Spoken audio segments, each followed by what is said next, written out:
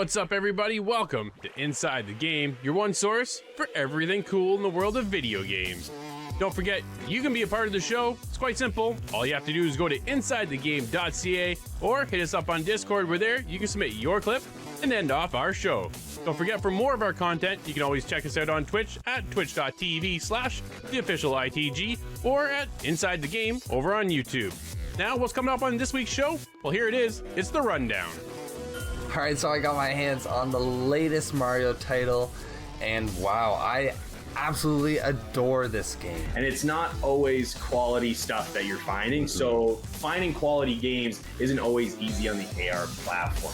Man, this game becomes a symphony of death when you really get further into the game, man. It is insane. Nate, buddy, welcome to Watchdogs Legion multiplayer first impressions. That looks like an excellent show, so let's get started. Here's Nate with Super Mario 3D World and Bowser's Fury.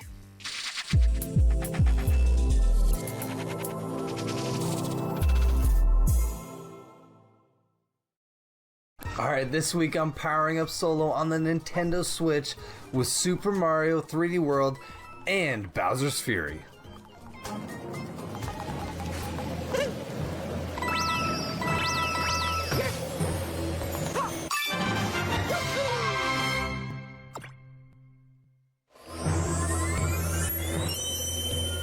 Alright, so I got my hands on the latest Mario title, and wow, I absolutely adore this game. Now, we do have a bit of a remaster approach with Super Mario 3D World coming from the Wii U, the previous Nintendo generation, but a lot of people missed that console. If you look at the numbers, there was, I don't know, 20 million maybe top sold of Wii U consoles in the total sales of the world. That is ridiculous. That is small in comparison to what Nintendo Switch is doing right now and a lot of other consoles. So, that all to say, is this remaster worth it? I absolutely think so. I put most of my time into the new part, Bowser's Fury, which I'm going to get into right now because wow, it is great. They again somehow introduce new features and just new quirky things like Mario always does with every game. Now granted, this isn't a full Mario experience. This is a 10-hour package where there's only a few worlds to play, but still several collectibles to obtain.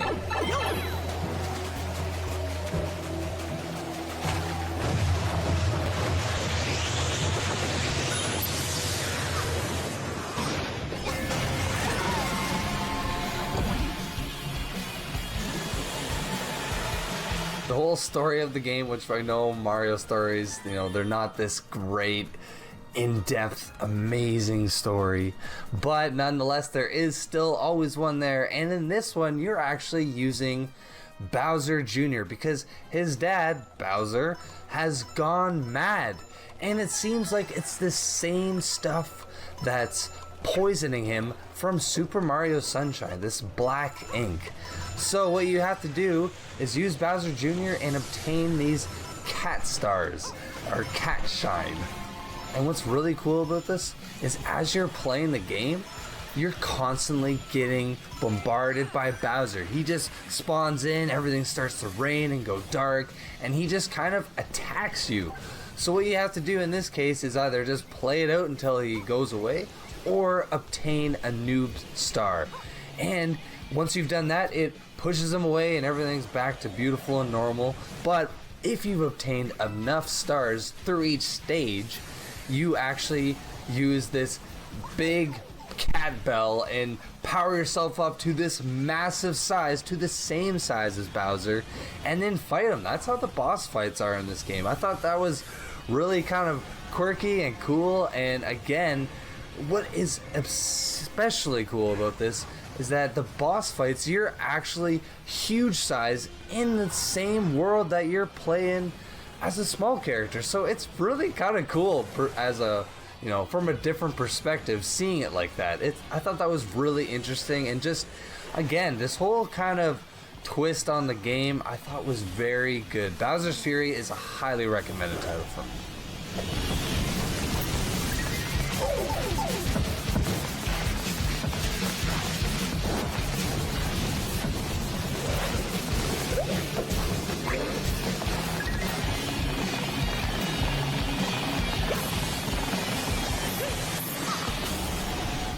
So between all the collectibles you're obtaining, just like in the other Marios, you know, all the coins and the special hidden stars, there is a ton of stuff to do in this game. Although, like I said, it is not your 20-hour experience with multiple worlds to explore, but you still totally get your bang for your buck. I'm gonna have to give this one a 9.5.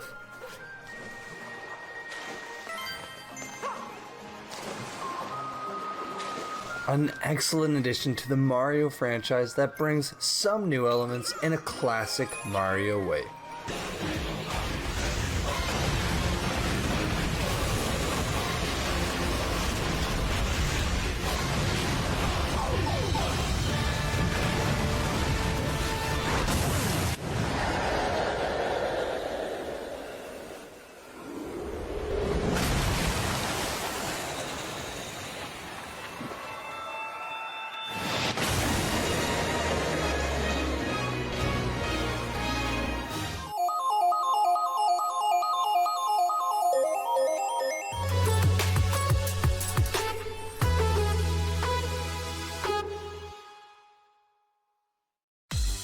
Guys, you and I, we always seem to be talking about VR games, but something that's been a little pushed to the side is actually AR games. Augmented reality is a thing, and it's mostly popular in the world of the phones. Mobile markets seem to be capitalizing on this with huge games, and I think without a doubt, Pokemon Go stands out the most. And today we're just kind of giving our own thoughts on the actual AR market. Corey, what do you think when it comes to the world of gaming? How well has AR actually changed in recent years compared to where it's been in the past, and comparing that with the VR market now? Well, you know what? AR isn't something we talk about very often. We've done a couple reviews on AR games, but again, it's mostly mobile. So there's a ton of games to sift through here on the mobile market. And it's not always quality stuff that you're finding. So finding quality games isn't always easy on the AR platform. We play a ton of VR games that is also littered with games that aren't necessarily great, but they're more of experiences. And I think that's where AR kind of sides with. It's more of an experience. It is a little more kind of, gitchy. It's just one of those things where, it's you're going to use it and you're going to have fun with it, but it's not something you're necessarily going to stay with.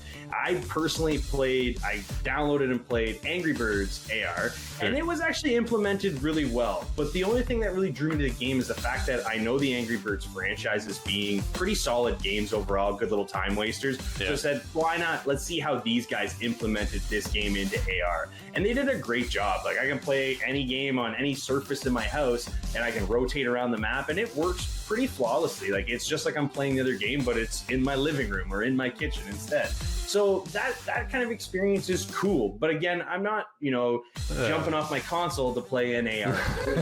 So it sucks in the sense that there's a lot to sift through here. There's going to be some good titles out there from some bigger names. Like you talked about Pokemon, Angry Birds has got a little bit of guff in that, that realm as well. But overall, it's just AR is just that one step disconnected from VR, right? VR gives us the hardware to give us that immersive experience. AR is just giving us, one dimension off of that, I think.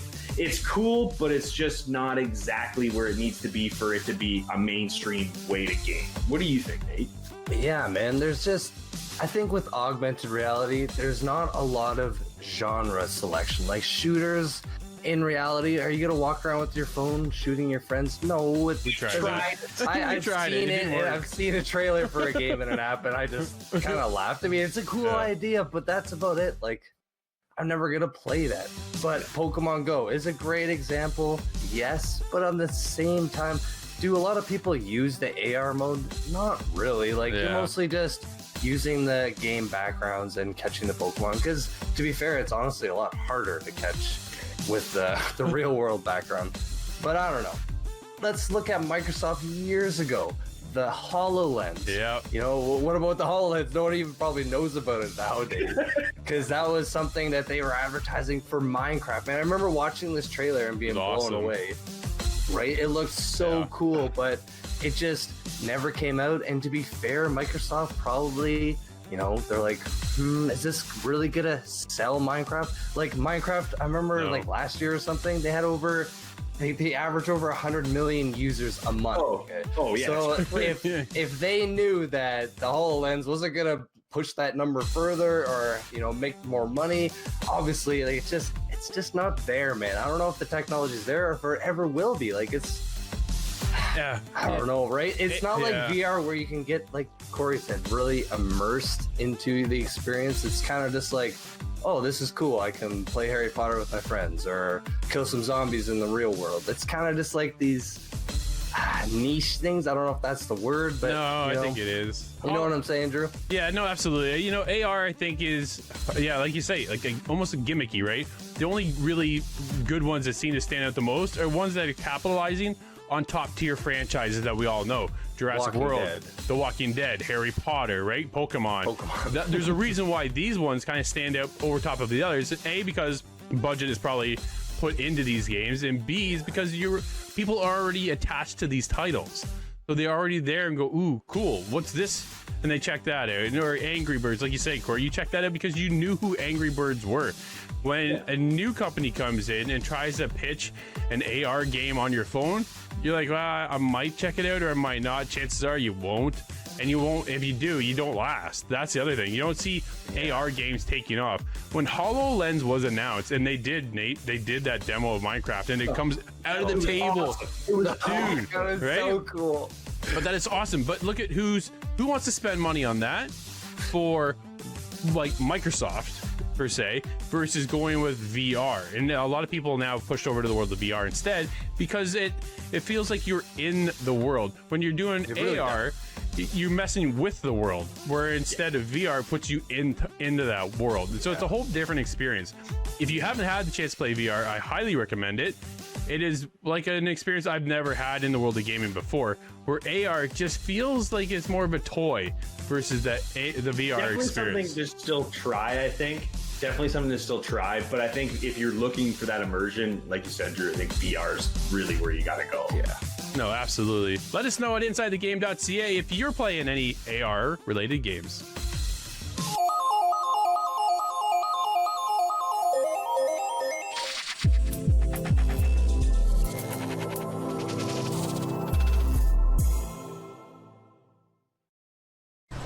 All right, Scott, we're checking out one of 2017's best Steam sellers, Ruiner, but this time on the Switch.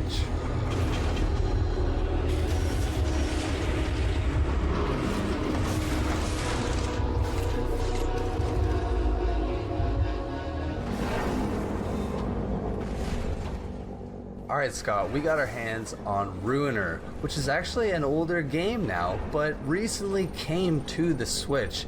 And I think it was a fairly good port, all in all. This game is this cyberpunk, isometric style action RPG game. And to be fair, it runs fairly smoothly on the Switch. What did you think, man? Yeah, that's an interesting idea for an isometric shooter game. It's not something I've really seen much of before, and I think it fits really well on its new home in the Switch. We haven't experienced this game otherwise beforehand, so I can't exactly compare it to a console release, but I enjoy having it portable, and I think it really fits well in the way that the levels are so much shorter. And the game is really focused around a lot of storytelling, which is really cool when it's put in this, you stated, cyberpunk universe. I think that's also very accurate. I believe it's the 2090s in year, and the world is pretty recognizable, but there is definitely a lot of interesting things happening with technology, the mixing of humans and robotics, and it explores a lot of a gritty underworld that is close to something you could imagine of being in a cyberpunk setting. It's something that's unique, and I was really happy to get a hold of this one. Yeah, man. I thought the story, it starts off a little slow, but it does take off pretty well, because you're this assassin-style dude where you're out going to assassinate the boss. That's his name in this game. And he is the leader of Heaven, and Heaven actually runs this kind of cyberpunk metropolis that we're in. And while you're on your mission to assassinate him, you get hacked by her. Yeah, the names in this game are pretty interesting, but you get hacked by her, and she tells you that your brother has been kidnapped. So you stop your mission and you go to find your brother. And without getting too much into spoilers, that's kind of where the game takes off. But I thought, man, the pacing in this game was pretty cool. Like you said, there's lots of cutscenes. There's no voiceover, so you are stuck reading, but I thought the pictures that they had were really good, along with actual cutscenes that are in this game. Yeah, they go to a really satisfying comic book style frame whenever it comes to a conversation with a character, and there's a lot of different kind of types of people around. You get the kind of gritty underworld characters, and then you get some of the different cybernetic kind of main story characters that they each have their own interest in the world around them, and as far as you're concerned, they may be some sort of side mission or just something to do on top while you're exploring in the main objective mission that you're trying to complete. What I'm trying to say is the world is pretty open-ended when you get to a new location. There is certainly a quick way to get things done and just to get on out of there, but there's a lot of things that are put in. If you speak to the right characters, you get these secondary objectives to complete as well, and that really flushes out more of the exploration side of this universe. I think it's really interesting because there's a lot to be told about the universe and the different characters, and we don't want to get into spoilers, but it gets incredibly deep, and there's some twists and turns here and there, and the story was really what was keeping me on the hook. And there is a lot of combat to this. It's not to say otherwise, but to me it was the combat is what paces the experience to get you back into the story, and they hype in the proper moments when the story is getting, more intense. And I think that was really, really well done with the different action sequences kind of put along in there to extend the situations that you're in. And it also gives you some experience, and you craft your character over time. So there's a lot of things worked into this game that you're not really seeing all of it right at the start, but you get a couple segments, a couple levels into this game, and you really realize that there's a lot of things going on in this. Yeah.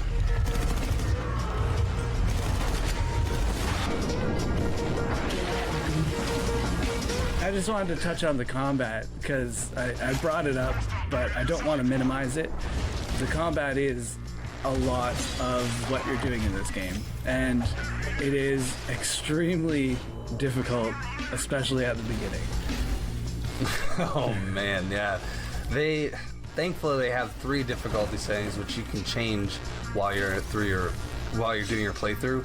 But man, this game, it's a lot about using your shield, which deflects projectiles, using your dodge ability, and then using your melee, and then picking up the weapons that you take from enemies that you kill or that you loot from crates. It's just, man, this game becomes a symphony of death when you really get further into the game, man. It is insane. It's not necessarily the smoothest. I unfortunately only played on handheld. My controller is broken, so I wasn't able to check out on my Pro Controller. But I just found that sometimes when I was trying to hit an enemy, I just wasn't quite being as precise as I would like.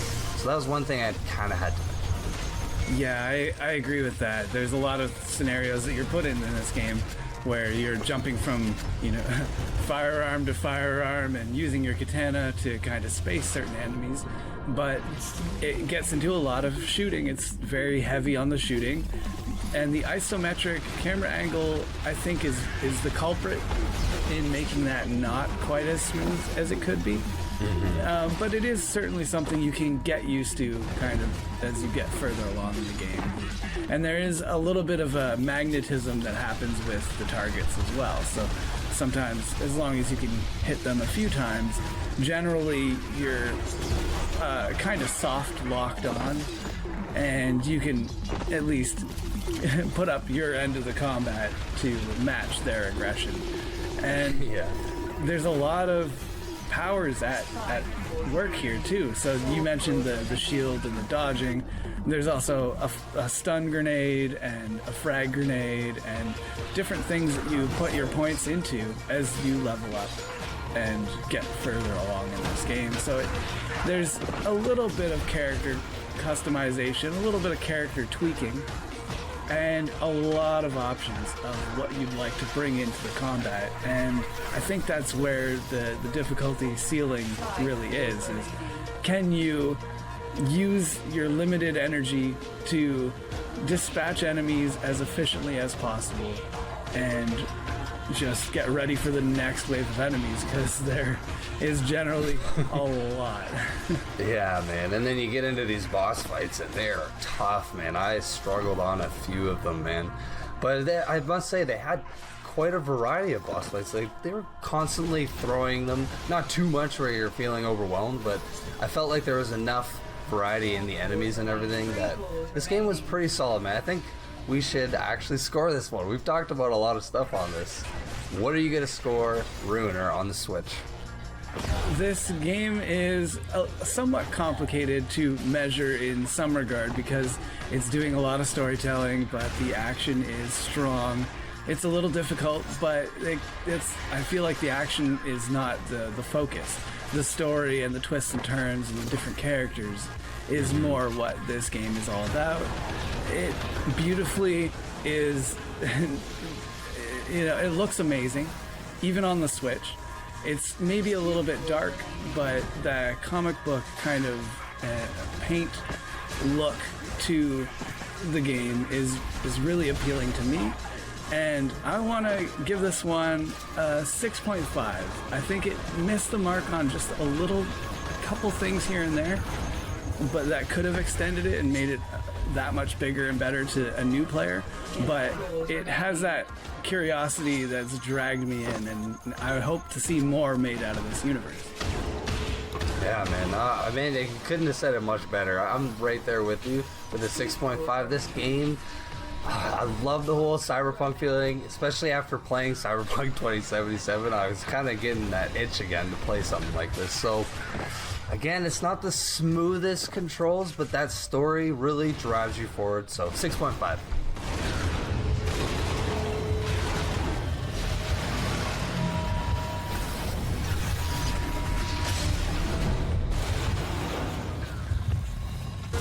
Playing through as a silent protagonist in this tough, action-packed RPG is complemented heavily by the beautiful setting in a cyberpunk metropolis.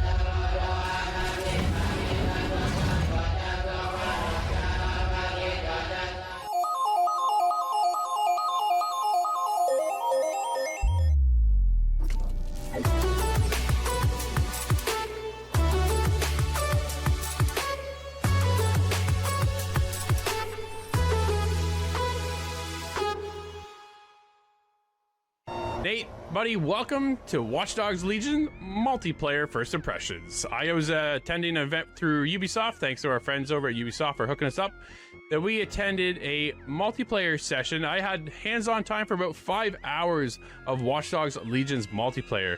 This time around, they're spicing things up and bringing it as a co-op experience, and not so much as they've done in the past. Past in Watchdogs, where you were kind of out there to mess with people, mess with the online component. So as you were playing your game, you'd have people enter your world and just kind of mess with you, and you had to track them down and things like that. Completely different this time around. A huge focus went over to the world of co-op. So now you can hook up with your friends and play Watchdogs Legion. Watchdogs Legion for me was a fantastic game. I played 30 hours of that game, completed it, had a blast, and now we're getting an online component that allows us to play with friends. Dude, I'm all in. There are several events throughout the map. You're still back in the same London experience, and the way it works is you select different missions. There is a co-op mission, which you can have with 2 to 4 friends. There's tactical ops, which is a little bit more coordinated when it comes to co-op, and it requires 3 to 4 people. They have a solo online component, believe it or not, but I'll explain more about that in a second. And lastly, they brought the Spiderbot Arena, and I think that's where I'll really gotta start with that, buddy. What happens is Spiderbot Arena is 4 people. You each have your own bot, and it's just an arena where you go in battle and shoot each other, and whoever has the most points wins, essentially is how it goes. So we're in there, you know, it's fun. You're bouncing around with your spider, but I don't see it lasting very long. That's the thing. I think it's a good time for like, if you want to kill like 5-10 minutes, maybe 15 minutes, jump in there, grab a couple of points. I think they're gonna have probably some achievements or trophies aligned with that. So if you're one of those hunters, then you're gonna jump in there, get your achievement or a trophy, and probably bounce out, to be honest, in my impression of the game. You know, I had a good time. Some of the others I feel I didn't like it so much. It feels a little tacked on more than what it does when it comes to the co-op side. Solo allows you, it's funny, solo in an online component, but you're there to gather influence, and that's how you want to grow your DedSec team. Basically what happens if your agent dies, your DedSec agent dies or gets arrested, then you bounce into another op that's on your team. So you go out, do missions, and you gain influence, and by gaining influence allows you to get other DedSec agents. That's the whole point of that kind of aspect of the game. And they did that differently too compared to the base game. The base game, you would go and you would select people wandering the streets and you want to recruit them for your team. Well, then you'd be kind of hit with like a favor. Okay, well, yeah, I might join you, but then you have to go do this, this, and this for me. They cut that out this time. For the online component, you spend influence points and you just recruit them, and it's that simple. So you're not having to do extra stuff. I kind of appreciated that, to be honest.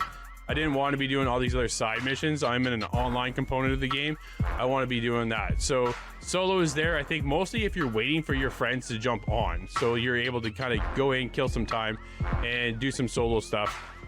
Come back, and then while your friends are in, then is where the real meat of the game starts. Co-op, just like it sounds.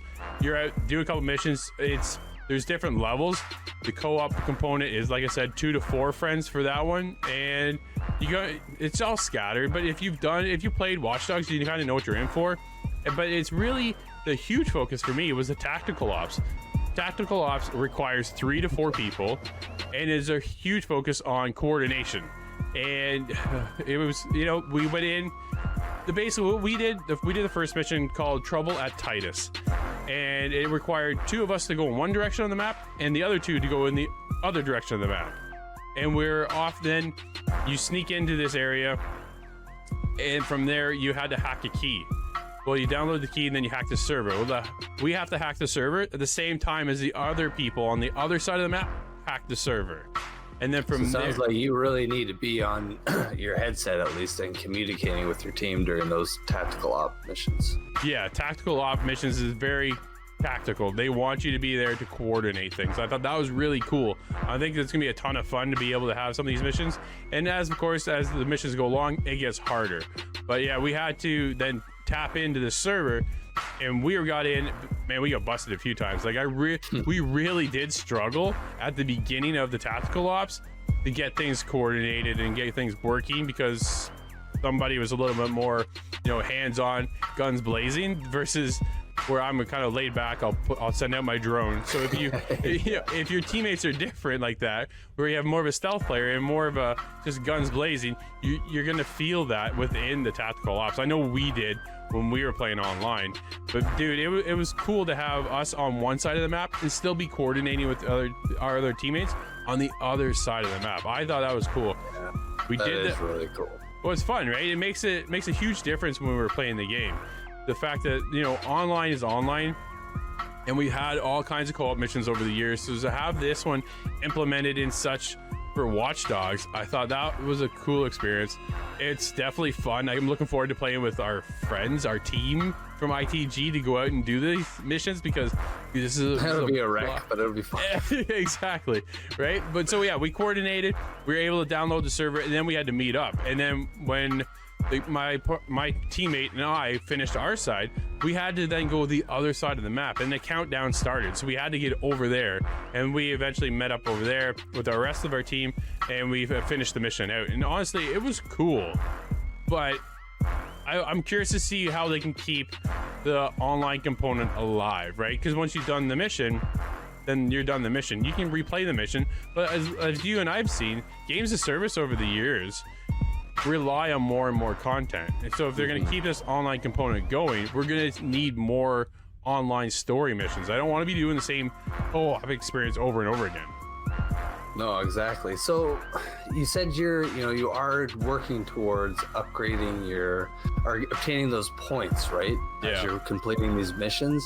Yep. Now, how does it work? Does everyone spawn in as their personal character from their single player experience, or are there completely separate characters for multiplayer? But when we started this, they actually gave us our own agent. So you jump in, they supplied you with one agent, and then from there you were acquired to go out and get more agents, more DedSec agents. So I'm hoping, yeah, we can definitely carry. The idea is to carry over your own DedSec that you played in the single player game, and then carry that forward. When you are arrested, then you then bounce to another agent, just like in the other game, right?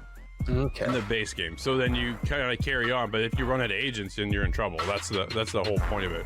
But yeah, you definitely want to be able to go in. They gave us upgrade points already, so we were already outfitted with so many gadgets and things like that, but then they gave us extra points to go and spend on things to kind of more personalize our experience for what we want to use more often versus maybe what you would like to use, kind of. Okay, well, it sounds, honestly, man, the multiplayer sounds like a good addition to the game. It doesn't sound like they've really missed much. Being able to play missions with your friends, there's nothing wrong with that. Kind of like you said earlier, though, they do need to, if they want to keep it alive, just keep adding content somewhat regularly. Well, absolutely, because now that I'm done the single player content, I'm done, right? Like, that's it. I put the game aside. I knew the multiplayer was coming, so that will get me back into the game. But how long was that going to keep me around for is something we'll see in the future, right? Because if we're doing the same missions over and over again, that's not going to last very long. People are going to get tired of it. We'll get bored of it, and then we're going to move on. I personally loved Watchdogs Legion. I had a blast playing that game. I lost one of my agents, unfortunately, due to a car explosion. But it is what it is. But that's the experience of the game. And if that happens in an online component too, with co-op, and all of a sudden I'm down and out, and I've lost that agent, that is devastating, right? But But it's that conversation now that you were with me this time, and so was maybe Corey and Steve. We're all together playing, and then I die. Dude, I've lost one of my best agents ever. That's an experience you go on and you talk about and you share on like social media or things like that, right?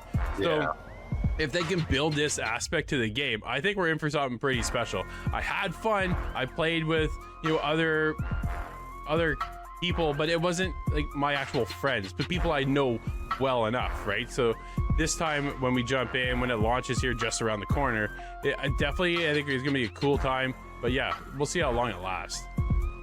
No, man. Unless you're like going out and just exploring the open world and new missions, that's what really drives it forward. So hopefully, we'll see some stuff in the future. Hopefully. This multiplayer does look really cool, especially from what you've told me so far. Overall, yeah, I definitely had a great time checking out the multiplayer online component of Watchdogs Legion. Spiderbot seems to be a little weak, and I don't think it's going to last all that long. But the real fun is to be had there. You can jump in with your friends, do the co-op missions, or tactical ops is, I think, rarely where it's at. Mm-hmm.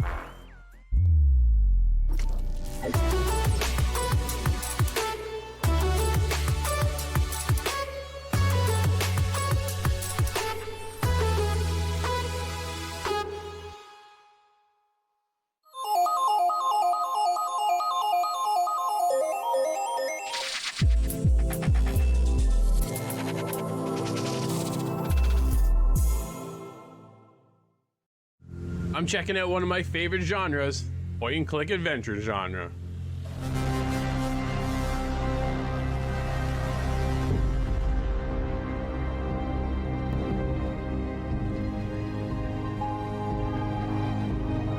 I jumped into the world of Encodia, a 2062 setting of Neo Berlin, and the world is set in this kind of cyberpunk-like feel, and the art style, it was an instant hook for me. That cel-shaded-esque feel and the way everything's got this neon touch to it was outstanding instantly.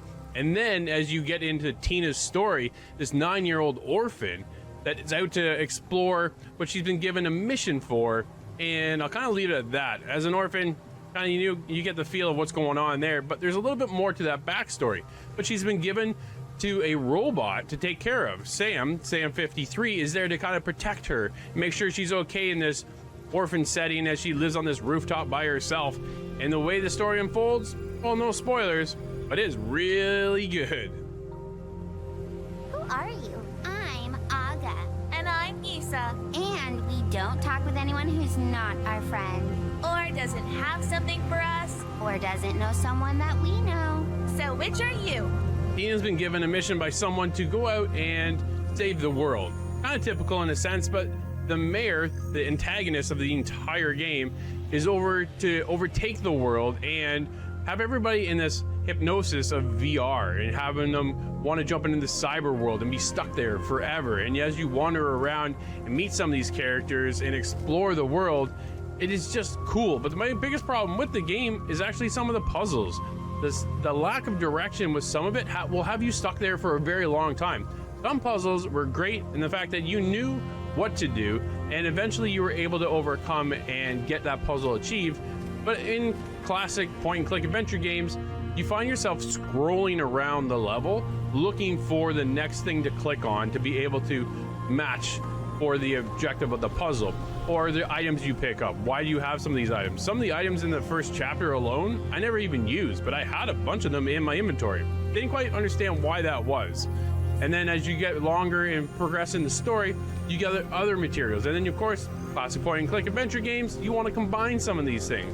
And it's not always explained exactly why you should combine these things. You more or less, I found myself stumbling across some of these things to unlock the puzzles. And it's unfortunate because the story itself is really cool. Tina, the main character of the game, is fantastic. Sam, her companion robot, I think was really well done. There's a wittiness to the actual dialogue too. It is so good, but the puzzles themselves can be really, really challenging. What?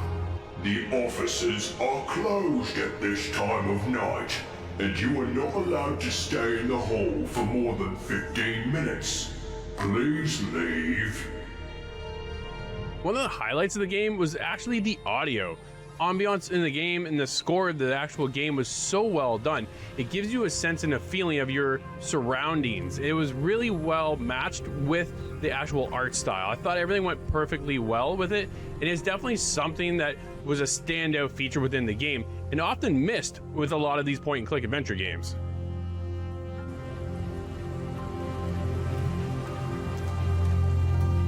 There weren't too many things that I'd say were too negative about the game.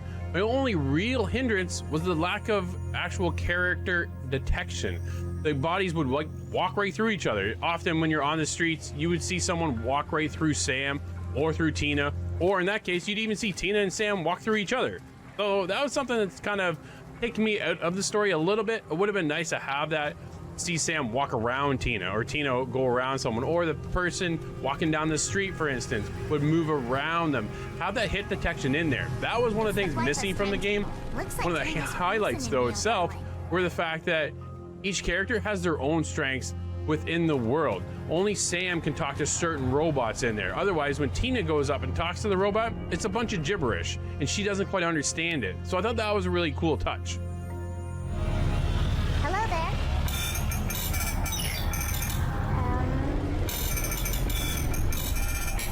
I guess this robot doesn't talk. Chaos Monger Studio pulled off, I think, what was something to be one of the best point-and-click adventure games this year. It's definitely a standout and matches up to some of the best classics we've ever experienced.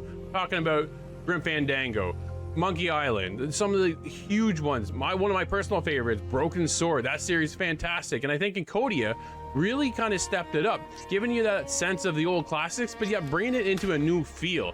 The ability to go from one side of the map to instantly jump into the next portion of the map was a real nice touch. Most times, in order for you to traverse around the world or around the map itself, that level, you'd have to click on one side and then your character would walk over it. Now it's just a double click and they just jump to that next level. I thought it was well done. That was a nice execution, and for me, man, this game is fantastic.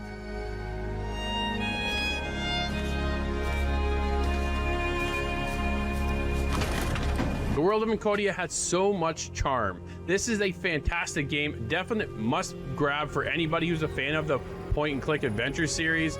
This is one of my favorites of the year so far, and I'm giving it an 8.5. The point and click adventure genre lives on with Encodia, an instant classic that should not be missed by fans. Just wish they wouldn't walk through each other.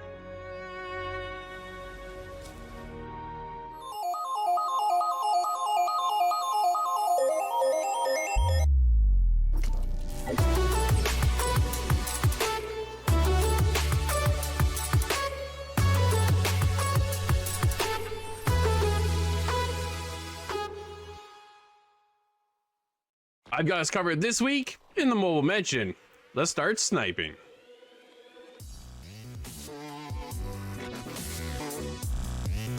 I'm talking about Hitman Sniper 2. This is early access right now over on Android, and I definitely recommend picking this one up. It brings us the Hitman Challenge feature that we're being kind of accustomed to, in a sense, if you started with Hitman 2, or if you pre-ordered way back in the day with Hitman Absolution, you got this as a feature. It was awesome. And of course, if you played the original Hitman Sniper over on Android and iOS, they've now upgraded in a lot of ways. We have all new challenges, gear to upgrade. There's all kinds of things to upgrade. There is a whole campaign as well. 5 different levels to go for, different targets. Of course, all the new ways that you can maneuver around and take out your targets are all there. But there's one slight problem. The trajectory of the ammo, when you shoot the bullet and it takes out a target, even if they're hanging on a ledge, say my microphone is here, they'll fall over top my microphone. That's something that shouldn't be. They should get hit with the bullet and obviously be trajected backwards, not forwards. That's my only gripe with the game. They've also added PvP, which I think is fantastic. 2 units will face off and go for the highest score as quickly as possible with taking out the target. One with the highest score wins, and then you upgrade your character from there. Different snipers to choose from. There's so much to do. Believe me, you got 5 minutes, download the game. You're welcome.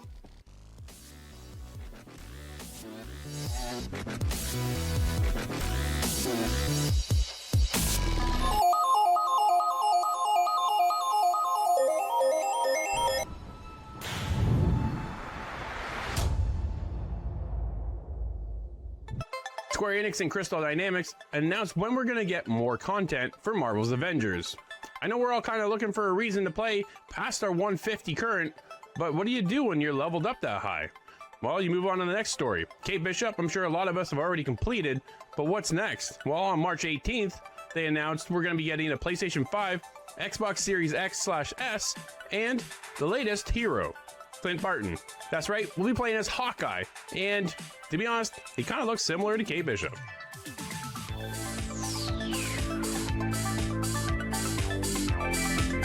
I don't know about you Warzone fans, but I'm definitely getting a little tired of Verdansk. It's feeling a little stale. You know, we've gotten a few changes to the map along the way, and that's been great. We've also gotten Rebirth Island, which has kind of added a whole new dimension to Warzone, which has been awesome as well. But we haven't really gotten any major changes to the Verdansk map in a while. And we're getting the Season 2 cinematic trailer, and let me tell you, this is one awesome action scene. We've got a helicopter flying into Laos, Southeast Asia. We're talking jungles, we're talking mountains. This may be a hint at what a new map could possibly hold for us here, which is awesome. It's actually got the strike team going in to save Adler, who is actually captured right at the end of Season 1 by Stitch, who's actually over on Rebirth Island with all that Nova 6, and we're actually introduced to the new villain, I think, in the new Black Ops here, and it's Naga. And Naga's working with Stitch around with this Nova 6 gas, and they've got Adler, and they're taking him back to Verdansk. We're not sure what's happening here, but the strike team's in Laos. They're trying to save him, and that's kind of where the storyline's headed here. So I'm hoping Warzone kind of just rolls with this, and we do get a new map here, whether it's Rebirth Island size or, you know, something around Verdansk or maybe a little bit smaller. It'd just be nice to get that mix up. It does look like we're going to be getting a few new guns. Assault rifle Galil from the original Black Ops. We're going to be getting a Gatling gun Score Streak, which looks pretty sweet there. He jumps out of the helicopter and that thing's just blasting everywhere. So that one's going to be a good time. So we're going to be getting also a few new integrations into zombies as well. So look for that. I'm telling you, this is going to be a huge update. Season 2 is going to bring, I think, a ton of fresh content. And if you've been getting bored of Warzone, getting bored of Black Ops, I think you're going to be revitalized here. This one's going to be a good one. So in a few days, make sure you're downloading that one.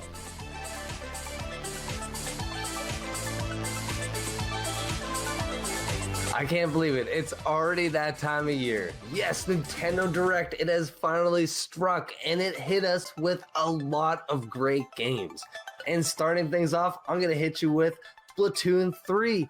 Yes, unfortunately, it's not coming out this year, but early 2022, it sounds like we will be getting the third installment to this spectacular series.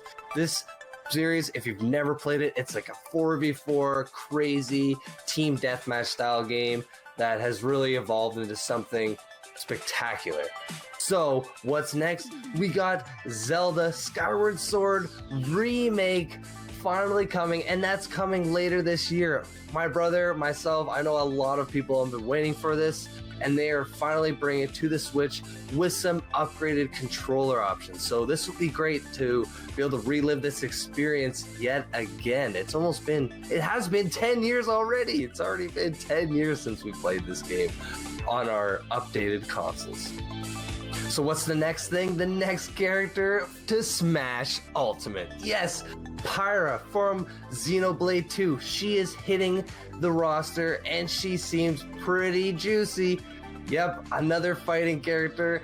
Not so surprised from that JRPG style game, but nonetheless, it is another great addition to this roster. Smash has continually hit us with awesome characters, and this is yet another one. But now let's talk about Mario Golf. Finally, we're getting a Mario Golf game on the Switch. I am anticipating that, this is going to be great because I used to love this on the GameCube. I remember renting this way back in the day several times over and playing this with my friends. It was a lot of fun. I can only imagine what they're going to do on the Nintendo Switch version of this. But one of the biggest things I think that Nintendo hit us with is a Star Wars game, a free-to-play multiplayer Star Wars game set between The Last Jedi and The Force Awakens. So, this could be really cool. The fact that it's coming to the Switch, especially later this year, wow, I cannot wait to find out more information about this game.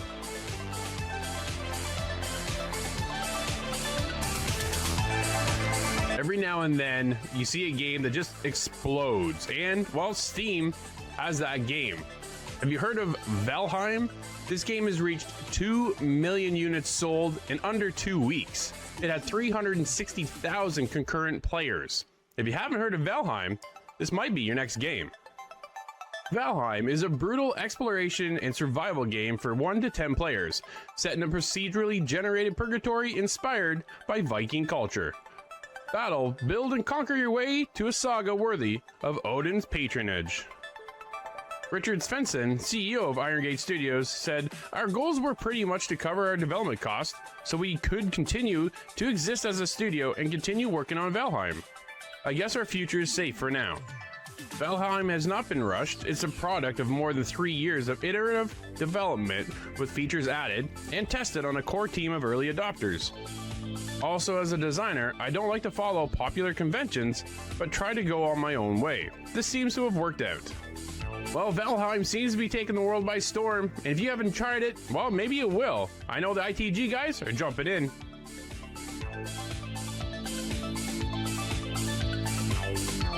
There are some people that want to speedrun through a game or just want to get to the end. But if you're like me, you like to look for the secret passages or get those 50 headshots or those hidden treasures and like to be rewarded with an achievement or a trophy, you might have noticed on the Xbox mobile app for the iOS and the Android that the achievement list is actually missing. Well, good news, on a recent podcast with Major Nelson, Jason Ronald, Xbox Director of Program Management, revealed that the achievement tab are back soon after listening to the feedback. Well, that's really good news because I actually do miss my achievement tab from my Xbox mobile app. Also, Jason Ronald also tweeted to the fans that we will be seeing a lot more of backwards compatibility enhancements coming out this year, such as improved frame rate. So now could be a good time to start downloading all those favourite Xbox 360 games.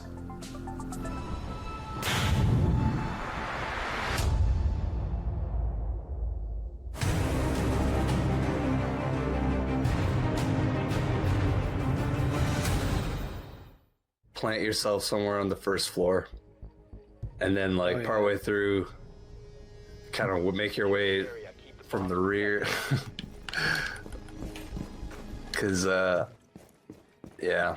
If the upstairs is pretty, we'll have this pretty held down. There's nowhere to really roam with it there.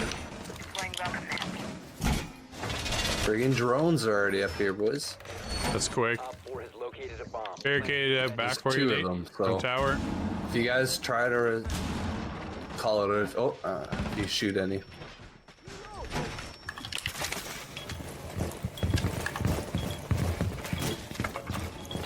Whoa. There's a glitch. I got one. Nice. I got the bomb. The other one. Oh, nice. Perfect. Op 4 has located a bomb. Get ready to engage.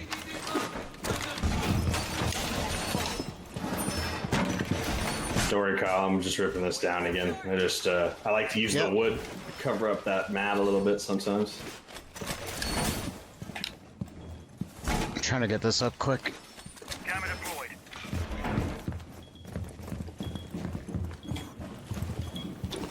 It's pretty good, I think. All right, Scott, do your stuff, buddy. Start roaming that. Outside, Nate. I almost got him. Yeah, for pretty sure. good. Sub, go ahead, buddy. Appreciate it, man. Thanks.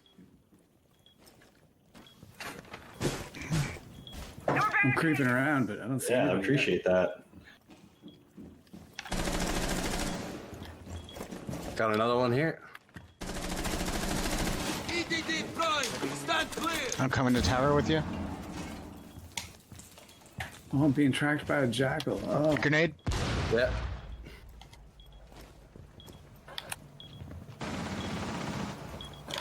How things looking on that end, Scott? Here, quick. Here, I'm fighting with it. Oh, I lost against a jackal. You fine here, Nate? Oh yeah, I'm good. Ah, he's got it. I'll let you know when I die. Same here. I wonder if that jackal's coming up. Oh, yeah. Yeah, it's coming upstairs. Woo. Thank goodness I was not peeking.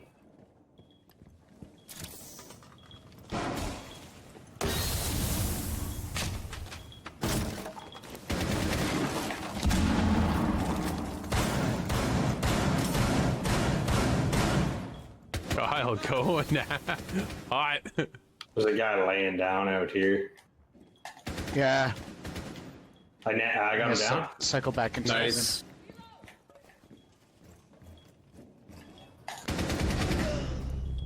Nice, Corey. Oh, there's two of them there, Drew. At that door. Oh, there's There's three. one. There's three. Another one's in. The bomb's there too. Oh, I got two. I ran out of ammo. I got that third one too. Nice, nice. Sledge at the door. Man, if someone saw that, that was pretty lucky. I just shot through the wall. Got him. Oh, Nice. yeah. Nice, Drew. Way to take down Shady Cheese Boy. You Clean. gotta live with these names, man, when you pick these things. You gotta live with them. You gotta remember Oh that. man, some of the ones you see on Xbox, man. Let me tell you. Awful. Like imagine calling Kitchen. Xbox and then having to give your Xbox Live gamer tag with some of these. No. names. Oh, no. For sure. From There the they- bedroom to Oh yeah, okay. I'm on cams in the towers still right now. Nothing? Nothing. You're clear. The window on the right is blown open now. There you go. All right, I'm coming now.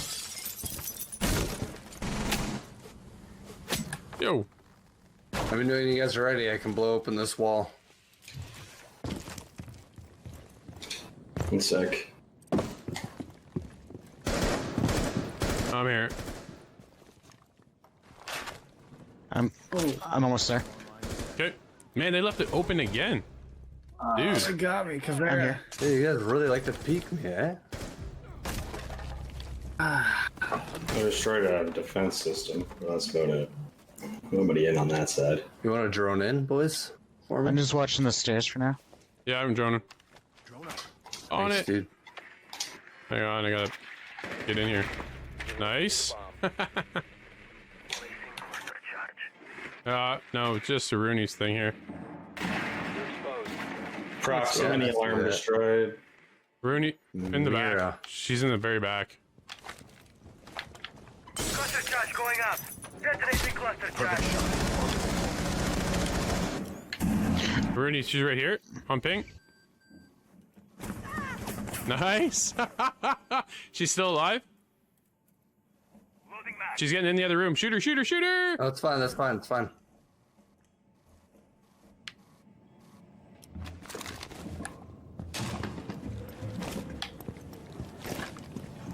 Oh, we got one left. Who's got the... Oh, I got bombed. Oh, he's in that room straight ahead. I think he's over there. I should have droned. I was just like, he's probably hiding in the other room. Nope, not a chance. He's just in that little cubby spot where that radio plays. Oh, gotcha. Oh, I know where. Yeah. Yeah. Don't stand up, Drew. The diffuser has been secured. Oh, Ooh. 30 seconds. There's two of them. Where's the other one? You got this, boys.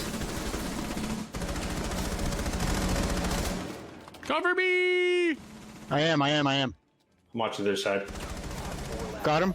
Got one He's anyways. here. Got him. Nice. Protect the diffuser. Good job, guys. Good job, boys. Eliminated. Clean victory. Oh, nice. Rotation. You know what? I was gonna plant my last charge on that just for whatever. I knew it was a little hallway, but man, that would have been great. Well, that'll wrap up this week's episode. Thank you for hanging out with us. And of course, don't forget, you can be a part of the show. It's quite simple. Go to insidethegame.ca or hit us up on Discord where there you can submit your clip and end off our show, just like Benny7 did. Check this out with some Red Dead action. Looks like the sky is falling. Thanks again, and we'll see you next week inside the game.